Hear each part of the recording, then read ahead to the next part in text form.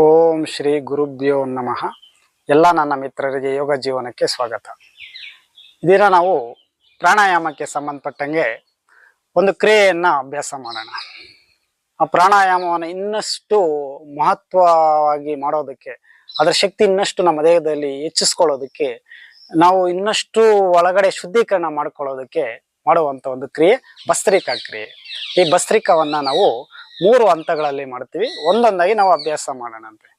ಇದು ಏನಕ್ಕೆ ಮಾಡಬೇಕು ಅಂದರೆ, ನಮಗೆ ಅಲ್ಲಿರುವಂಥ ಒಂದು ಕಲ್ಮಶಗಳು, ಅವೆಲ್ಲ ನೆಗೆಟಿವ್ಸು, ಅವೆಲ್ಲ ಹೊರಗಡೆ ಹಾಕಿ ಪಾಸಿಟಿವ್ ಎನರ್ಜಿಯನ್ನು ನಾವು ತಗೋಬೇಕಂದ್ರೆ ಪ್ರಾಣಾಯಾಮದ ಮೂಲಕ ಈ ಒಂದು ಕ್ರಿಯೆ ತುಂಬ ಸಹಕಾರಿಯಾಗಿ ಕೆಲಸ ಮಾಡುತ್ತೆ. ಈಗ ನಾವು ಇದನ್ನು ಕೆಲವರು ಮಾಡಬಾರ್ದು. ಯಾರು ಅಂದರೆ, ಈ ಹೊಟ್ಟೆಗೆ ಸಂಬಂಧಪಟ್ಟಿರೋಂಗೆ ಆಪರೇಷನ್ಸ್ ಆಗಿರೋರು, ಮತ್ತು ಮುಂದೆ ಏನಾದರೂ ಡಾಕ್ಟರ್ಸ್ ಹೇಳಿದರೆ ಆಪ್ರೇಷನ್ ಆಗಬೇಕಂತ ಅವರೂ ಮಾಡೋದು ಬೇಡ. ಹಾರ್ಟ್ಗೆ ಸಂಬಂಧಪಟ್ಟಂಗೆ, ಹೃದಯಕ್ಕೆ ಸಂಬಂಧಪಟ್ಟಂಗೆ ಏನಾದರೂ ತೊಂದರೆಗಳಿದ್ರೆ ಅವರು ಮಾಡೋದು ಬೇಡ. ಮತ್ತು IBP ಇರೋರು, ಬ್ರೈನ್ ಎಮ್ರೇಜ್ ಇರೋರು ಅವರು ಮಾಡೋದು ಬೇಡ. ಅಮ್ಮಂದ್ರ ಮೆನ್ಸಸ್ ಟೈಮಲ್ಲಿ ಮತ್ತು ಪ್ರೆಗ್ನೆನ್ಸಿ ಟೈಮಲ್ಲಿ ಇದನ್ನು ಮಾಡಬಾರ್ದು. ಎಲ್ಲವೂ ಸಹಜ ಸ್ಥಿತಿಗೆ ಬಂದ ಮೇಲೆ ಮಾಡಬಹುದು. ಈಗ ಕೂತ್ಕೊಳ್ಳೋದು ಅಷ್ಟೇ. ಈಗ ಈ ಸುಖಾಸನ ಮತ್ತು ಸಿದ್ಧಾಸನ ಈ ಥರನೂ ಕೂತ್ಕೊಬೋದು. ಅವ್ರಿಗೆ ಹೆಂಗೆ ಆರಾಮಾಗಿ ಕೂತ್ಕೊಳ್ಳೋಕ್ಕಾಗುತ್ತೋ ಹಾಗೆ ಕೂತ್ಕೋಬೋದು. ಈ ಥರ ಕೂತ್ಕೊಳ್ಳೋಕೆ ಆಗಿಲ್ಲ ಅಂದಾಗ ನಾವು ಚೇರ್ ಮೇಲೆ ಕೂತ್ಕೊಂಡು ಮಾಡ್ತೀವಿ ಅಂದರೆ ಮಾಡ್ಬೋದು, ಏನು ತೊಂದರೆ ಇಲ್ಲ. ಆಸನ ಇಂಪಾರ್ಟೆಂಟ್ ಅಲ್ಲ, ಆಸಕ್ತಿ ಬಹಳ ಮುಖ್ಯ, ಮಾಡೋದು ಬಹಳ ಮುಖ್ಯ. ಈಗ ನಾವು ಒಂದೊಂದಾಗಿ ಪರಿಚಯ ಮಾಡ್ಕೊಳ್ತಾ ಹೋಗೋಣ. ಮೊದಲಿಗೆ ನಾವು ಕೈಯನ್ನು ಮುಂದೆ ಚಾಚಿ ಹಿಂದೆ ತಗೊಂಡು ಈ ಥರ ಮುಷ್ಟಿ ಮಾಡಿ ಹಿಂದೆ ತಗೊಳ್ಳುವಾಗ ನಾವು ಉಸಿರನ್ನು ಹೊರಗಡೆ ಹಾಕ್ತೀವಿ. ಮೂಗಿನ ಮೂಲಕ ಉಸಿರನ್ನು ಹೊರಗಡೆ ಹಾಕ್ತೀವಿ. ತುಂಬ ಪ್ರೆಷರ್ ಹಾಕಿ ಮಾಡೋದು ಬೇಡ. ಉಸಿರನ್ನು ಸರಾಗವಾಗಿ ಉಸಿರು ಹೊರಗಡೆ ಹಾಕುವಂಥ ಒಂದು ಕ್ರಿಯೆ ಈ ರೀತಿಯಾಗಿ.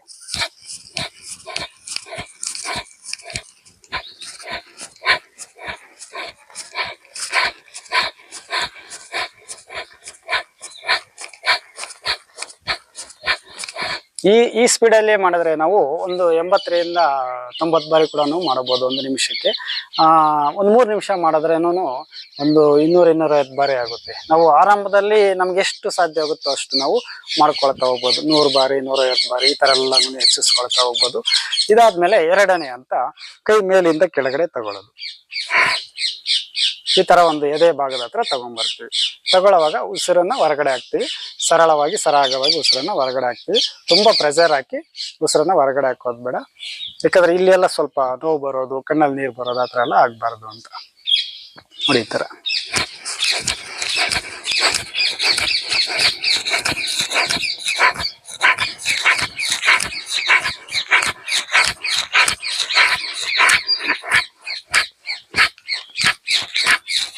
ಇದನ್ನು ಅಷ್ಟೇ. ಇದನ್ನು ಒಂದು 70ರಿಂದ 80 ಬಾರಿ ನಮಗೆ ಎಷ್ಟು ಮಾಡೋಕ್ಕಾಗುತ್ತೋ 50ರಿಂದನೂ ಶುರು ಮಾಡ್ಬೋದು. ಶುರು ಮಾಡಿ 100-150 ಬಾರಿ ಈ ಥರ ಎಲ್ಲನೂ ಮಾಡ್ಕೊಬೋದು. ಇದಾದಮೇಲೆ 3ನೇ ಸ್ಟೆಪ್ಪು, ಕೈಯನ್ನು ಈ ಥರ ತೊಡೆಗಳ ಮೇಲೆ ಇಟ್ಕೊಂಡು ಆರಾಮಾಗಿ ಭುಜಗಳನ್ನು ಮೇಲೆ ಎತ್ತುತ್ತಾ ಉಸಿರು ಹೊರಗಡೆ ಹಾಕೋದು.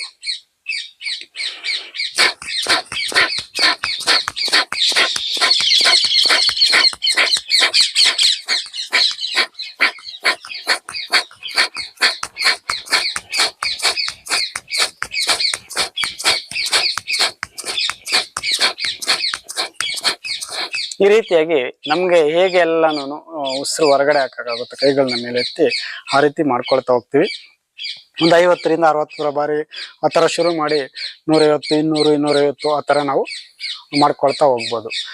ಇದು ನಾವು ಮಾಡಬೇಕಾದ್ರೆ ಖಾಲಿ ಹೊಟ್ಟೆಯಲ್ಲಿದ್ದರೆ ಮಾಡೋದಕ್ಕೆ ತುಂಬ ಚೆನ್ನಾಗಿರುತ್ತೆ. ಪ್ರಾಣಾಯಾಮಕ್ಕೆ ಮುಂಚೆ ತಾನೇ ನಾವು ಮಾಡೋಕ್ಕೆ ಇದನ್ನು ಅಭ್ಯಾಸ ಮಾಡ್ತೀವಿ. ಖಾಲಿ ಹೊಟ್ಟೆಯಲ್ಲಿ ಇದ್ದಾಗ ಮಾಡಿದ್ರೆ ನಮ್ಗೆ ಉಸಿರನ್ನು ಹೊರಗಡೆ ಹಾಕೋದಕ್ಕೆ ತುಂಬ ಈಸಿ ಆಗುತ್ತೆ. ಈ ನೆಗೆಟಿವ್ ಎಲ್ಲನೂ ಹೊರಗಡೆ ಹೋಗ್ಬಿಟ್ರೆ ನಾವು ಪ್ರಾಣಾಯಾಮದಿಂದ ತಗೊಳ್ಳುವಂಥ ಪಾಸಿಟಿವ್ ಎಲ್ಲನೂ ಒಳಗಡೆ ಸ್ಟೋರ್ ಆಗೋದಕ್ಕೆ ಚೆನ್ನಾಗಿರುತ್ತೆ. ಆಗ ಪ್ರಾಣಶಕ್ತಿ ಚೆನ್ನಾಗಿ ದೇಹಕ್ಕೆಲ್ಲನೂ ಪಾಸಿಟಿವ್ ಎನರ್ಜಿ ಚೆನ್ನಾಗಿ ಹರಿಯುತ್ತೆ. ಇದನ್ನು ನಾವು ಅಭ್ಯಾಸ ಮಾಡ್ಕೊಳ್ಳೋಣ. ಅಭ್ಯಾಸ ಮಾಡ್ತಾ ಮಾಡ್ತಾ ಮಾಡ್ತಾ ನಾವು ಪ್ರಾಣಾಯಾಮದ ಒಂದು ಉಪಯೋಗಗಳು ನಮ್ಮ ದೇಹಕ್ಕೆ ತುಂಬ ಚೆನ್ನಾಗಿ ಆಗ್ತವೆ. ಈಗ ಯಾರಾದರೂ ನೀರು ಕುಡಿಯೋ ಅಭ್ಯಾಸ ಇದ್ದರೆ ಬೆಳಗ್ಗೆ 1 ಲೀಟ್ರ್ವರೆಗೂ ನೀರು ಕುಡಿಬೋದು. ಕುಡಿದಾದ್ಮೇಲೆ ಶೌಚಕರ್ಮ ಅವೆಲ್ಲ ಮುಗಿಸ್ಕೊಂಡು 10 ನಿಮಿಷ ಬಿಟ್ಟು ಭಸ್ತ್ರಿಕಾ ಮಾಡಿ ಆಮೇಲೆ ಪ್ರಾಣಾಯಾಮ ಮಾಡಿದ್ರೆ ತುಂಬ ಚೆನ್ನಾಗಿರುತ್ತೆ. ಇದ್ರ ಜೊತೆಗೆ ಮುಂದೆ ಸ್ವಲ್ಪ ಆಹಾರ ಪದ್ಧತಿ ಇವೆಲ್ಲ ಮಾಡಿದ್ಮೇಲೆ ಆಹಾರನೂ ಒಂದಷ್ಟು ಸಾತ್ವಿಕವಾಗಿ ಇದ್ರೆ ಇನ್ನೂ ಚೆನ್ನಾಗಿರುತ್ತೆ. ಅವೆಲ್ಲನೂ ಸ್ವಲ್ಪ ತಿಳ್ಕೊಳ್ಳೋಣ ಅಂತೆ. ಎಲ್ಲರೂ ಅಭ್ಯಾಸ ಮಾಡಿ. ಅಭ್ಯಾಸ ಮಾಡುವಾಗಲೂ ಅಷ್ಟೇ ಎಲ್ಲನೂ ಏನಾದರೂ ಡೌಟ್ಸ್ ಇದ್ದರೆ ತಿಳ್ಕೊಂಡು ಕ್ಲಿಯರ್ ಮಾಡಿಕೊಂಡು ಅಭ್ಯಾಸ ಮಾಡೋದು ಬಹಳ ಮುಖ್ಯ. ನಾವು ತಗೊಂಡಿದ್ದನ್ನು ನಾವು ಒಂದಷ್ಟು ದೇಹಕ್ಕೆ ಕರಗತ ಮಾಡ್ಕೊಳ್ಳೋದು, ಅಭ್ಯಾಸ ಮಾಡಿಕೊಂಡು ಬಂದರೆ ಮುಂದೆ ಕಲಿಯುವಂಥ ನಾವು ಏನೇ ಕಲ್ತ್ಕೊಂಡ್ರೂ ಅವುಗಳನ್ನ ನಾವು ಸುಲಭವಾಗಿ ನಾವು ನಮ್ಮ ದೇಹಕ್ಕೆ ಒಪ್ಪಿಸೋದಕ್ಕೆ ಆಗುತ್ತೆ. ನಾವು ಅಭ್ಯಾಸ ಯಾವಾಗ ನಾವು ಇಟ್ಕೊಳ್ತೀವೋ ನಾವು ಮಾಡುವಂಥ ಕೆಲಸ ಆಗಲಿ ಪ್ರತಿಯೊಂದು ಆಕ್ಟಿವಿಟೀಸ್ ಆಗಲಿ ಸುಲಭ ಆಗುತ್ತೆ.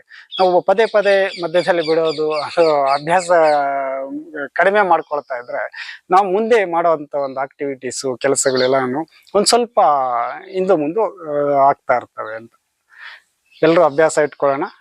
ಯೋಗ ಅಭ್ಯಾಸದಿಂದ ಮಾತ್ರನೇ ಯೋಗವನ್ನು ತುಂಬ ಚೆನ್ನಾಗಿ ನಾವು ಅಳವಡಿಸ್ಕೊಳ್ಳೋದಕ್ಕೆ ನಮ್ಮ ಜೀವನದಲ್ಲಿ ಸಾಧ್ಯವಾಗುತ್ತೆ ಅಂತ. ಎಲ್ಲರೂ ಅಭ್ಯಾಸ ಮಾಡೋಣ. ಮುಂದಿನ ಭಾಗದಲ್ಲಿ ಮತ್ತೆ ಸಿಗೋಣ. ಎಲ್ಲರಿಗೂ ಧನ್ಯವಾದಗಳು. ನಮಸ್ಕಾರ.